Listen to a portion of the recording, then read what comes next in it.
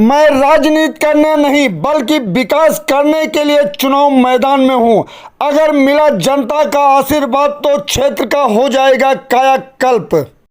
Ward number 33 से कर्मठ, शिक्षित एवं संघर्षशील निर्दलीय प्रत्याशी अधिवक्ता धर्मवीर चौधरी ने अपने समर्थकों के साथ क्षेत्र का किया दौरा और लोगों से अपने चुनाव चिन्ह त्रिशूल के सामने का बटन दबाकर भारी बहुमत से जिताने की अपील। अगर हम बात करें, चुनाव जो है चरम पर है।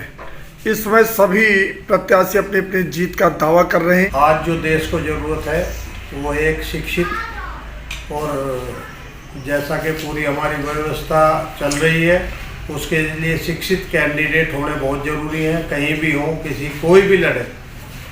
अब की बार जैसा आपने देखा डीएलएफ अंकुर विहार में सभी एडवोकेट्स, सभी आरडब्ल्यूए और सभी लोगों ने मिलकर हमें खड़ा किया। अब की बार सभी जो कैंडिडेट आए हैं, हमने सभी को कोशिश किया कि भाई सभी ग्रेजुएट तो कम से कम हो।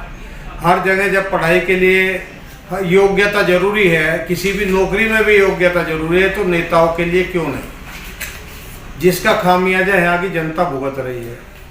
कितने लोग ऐसे हैं जो बनने के बाद कुछ काम कर ही नहीं पाते, जैसा कि हमारे डीएलएफ अंकुर विहार में। बुनियादी सुविधाओं को लेकर के ये चुनाव होता है और बुनियादी सुविधाएं यहाँ धरातल पर है ही नहीं। ये तो आप खुद ही कह रहे हो कि भाई धरातल पे है ही नहीं, उसी के लिए तो हमें आगे आना पड़ा। नहीं, जैसे कल देखा थोड़ी सी बारिश ने खोल दी थी सब नेताओं की पोल। आप क्या कुछ कहेंगे? इतनी बड़ी प्रॉब्लम है कि वहाँ पीछे एक पंप भी लगाया हुआ है। पंप लगाने के बाद भी पानी निकल नहीं पाता है। सारा एक है, एक किसी प्लॉट में किसी उसमें जाम होता रहता है। तो इसको निकालने की एक व्यवस्था मेरे दिमाग में है, वो हो जाएगी, अति शीघ्र होगी। अगर जनता ने आप पर विश्वास जताया तो आप क्या सुविधाएं हल कर पाएंगे? बिल्कुल सारी सुविधाएं हल कर पाएंगे। अगर हम मन से काम करेंगे तो हमारे पास प्रशासन और शासन सारी चीज़ें हमारे साथ हैं। हमारी सभी अधिकारियों से बात हुई है, वो कह रहे हैं भाई काम करने वाला व्यक्ति हो तो कहीं भी कोई दिक्कत नहीं है। जब आप क्षेत्र में जाते हैं जनता के बीच में तो क्या मुद्दा होता है? मेरा सबसे बड़ा मुद्दा यही होता है कि सभी लोग आपस में मिलजुल के इस डीएलएफ को एक साफ सफाई, अभी हमने एक सफाई अभियान भी हमने चलाया था। खुद ही हमने सारे काम जो है, जो पार्क थे उनको सब लोगों ने मिलके सफाई किया। और जो है आप देख रहे हैं नाली खड़ंजों की हालत अभी ख़राब है, लेकिन अभी बात हो गई है, हो गए, जल्दी काम होंगे सारे। क्या आपको लगता है कि आप इनकी उम्मीदों पर पूरी तरह खरे उतर जाएंगे? 100% मैं आपको ये विश्वास दिलाना चाहता हूँ। मैंने अपने जब भी वादे किए हैं तो 1 साल का टाइम इन लोगों से लिया है। मैंने कहा अगर हम इसमें 1-2 साल में कामयाब नहीं हो तो मैं आपको लिख कर देता हूँ कि इस्तीफा देने की भी हिम्मत रखते हैं। अगर इसी के साथ एक चीज़ और जोड़ दें कि यहाँ प्राइमरी स्कूल है जिसकी स्थिति बहुत दयनीय है। प्राइमरी स्कूल के लिए 3 लेटर मैंने डीएम साहब को दिए थे और डीएम साहब ने उसमें काम कराया। उनका कहना था कि अभी चूँकि फंड नहीं है इसके लिए, तो मैं अभी फेंसिंग तारों की हुई है।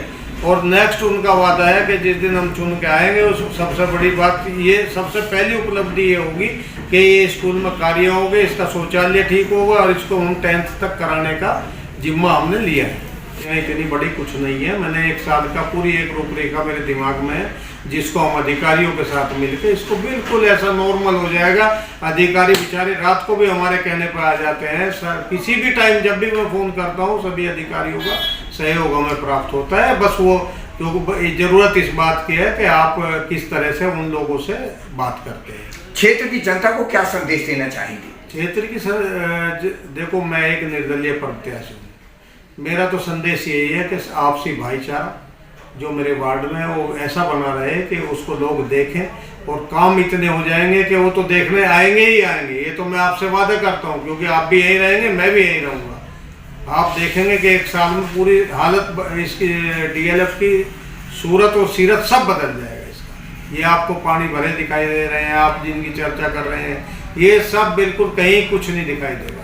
और ये नाले ढके हुए मिलेंगे आपको। एक चारों तरफ बाउंड्री में हम इसकी जो गेट लगाने होते हैं गेट लग जाएंगे चारों तरफ से। हमारा डीएलएफ सिक्योरिटी भी और वैसे भी सुंदर हो। वकील साहब, एक अंतिम सवाल कि अगर हम वार्ड नंबर 33 की बात करें, यहाँ क्षेत्रवाद और जातवाद का जो ये शगुफा चल रहा है, इसको कहाँ तक सही मानते हैं? देखो भैया, जैसा आदमी होता है वैसी बात करता है। हम तो 20 साल से, हमने तो कभी जाति किसी बिरादरी की, आप लोग भी मुझे जानते हैं, मैंने तो कभी इस बात में विश्वास रखा ही नहीं।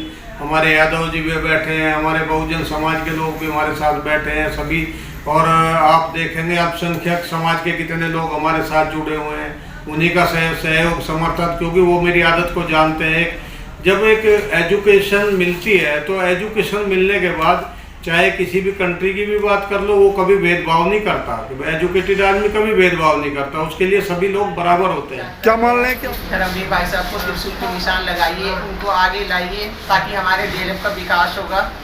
पहले जो भी आए हैं 5 साल उनको वक्त दिए, 5 साल हमें भी वक्त दीजिए।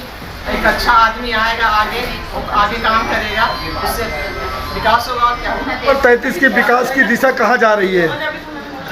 यहाँ पर सबसे बड़ी समस्या तो हमारे पानी की है। जो सीवेज सिस्टम है यहाँ पे वो बहुत ही बिगड़ा हुआ है। हर रोज हमारे बच्चे स्कूल जाते हैं, उनको बहुत प्रॉब्लम झेलनी पड़ती है, और जो बाइक से या रिक्शे से सब लोग जाते हैं उनको बहुत ज़्यादा प्रॉब्लम झेलनी पड़ती है। तो सबसे बड़ी समस्या हमारे यहाँ सड़क की और पानी की है, सड़क की है, और जो सीवेज सिस्टम है यहाँ की है। सबसे बड़ी समस्या जो हमारा प्रेम विहार सबसे बड़ी समस्या प्रेम विहार वाले स्कूल की है, जो इस कदर गंदगी पड़ी रहती है वहाँ पे। तो हम उस समस्या को धर्मवीर सिंह जी को जिता करके उस समस्या को सुलझाना चाहेंगे।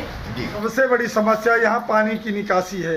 क्या आपको लगता है कि दूर हो जाएगी पानी की निकासी की समस्या? या कोई नेता करेगा तभी तो दूर होगी, अपने आप तो दूर होगी नहीं। आज तक तो हुई नहीं, 10 साल तो हमें भी हो गए देखते देखते। पानी की समस्या यहाँ कहीं दूर हुई?